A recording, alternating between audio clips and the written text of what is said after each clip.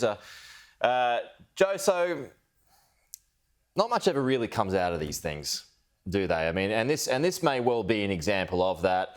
Now that the language has been kind of watered down, let's aim for something towards the middle of the century. Now that China and India don't want to be a part of net zero. Good morning, Pete. Look, that's absolutely right. There's a long history of multilateral conferences, from banning war in 1928. And how well did that work out?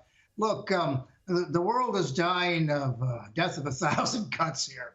There isn't going to be any climate change accord. No one wants to put up their oil or their fossil fuels or any of that, or coal. And look, it's just not going to happen. So I think the thing that the leaders can do right now is sort of manage the expectations. I mean, people have been led to believe that a lot of great things could happen. The G20 clearly did not go down that road. And the main reason is that Joe Biden was very damaged when he got there. His presidency was damaged. In fact, he's dying of a slow death, too. This morning's 54% of Americans said they didn't have any trust in him, and 71% said America was going in the wrong direction. So Biden is not going to be able to be a major factor here. And keep in mind that two of the great emitters, two of the great nations in the world, China and Russia, were no-shows. So, if Vladimir Putin and President Xi Jinping don't show up, what does this mean? What it means is, don't waste my time. Yeah, so I think we're going to have to do something else. So, okay. Sorry, Joe. Yeah, I just want to get you back on Joe Biden because, and we've just heard from Macron. It was quite extraordinary language where he's essentially called Scott Morrison a liar this morning, which our Prime Minister has denied.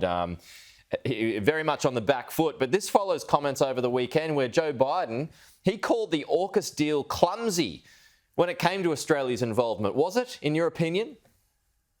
Oh, not really. I mean, actually, Biden went a step further, Pete. He said that Australia probably didn't tell the French the truth. He threw Australia under the bus when he had that conversation. So that's what these guys are picking up right now. And look, I don't care if the Prime Minister lied to France. He made a decision in the state interest of Australia.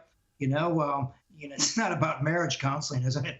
People have to trust each other. He made a decision based on his own bet in the interest of Australia. Look, Australia does not have a moral obligation to commit economic or military suicide to please some other nation. It has to go its own way because you only get one shot at a nation state, and it's not all that secure. So look, he probably didn't tell him the truth, but on the other hand, in the long history of diplomacy, a lot of people don't tell the truth, whether it's about when you get into Vietnam or when you get out of Vietnam or when you get out of Afghanistan. Nations tend to play their cards very closely. Does any nation actually trust another nation? It's probably best not to.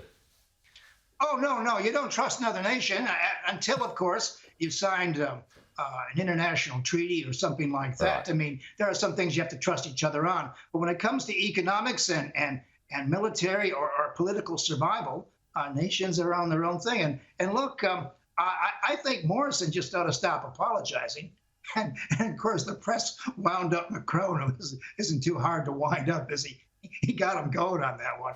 But Macron got lied to. Big deal. So he got lied to. He can go to confessions. Well, I mean, it's like, and I've got to go, Joe. But it's like that comment that Boris Johnson made a few weeks back, where he's just got to get over it. He's just going to have to get over it. Boris was right. Absolutely. Yeah. Absolutely. Good on you, Joe. Great chat, as always. Thank you. We'll talk to you again soon.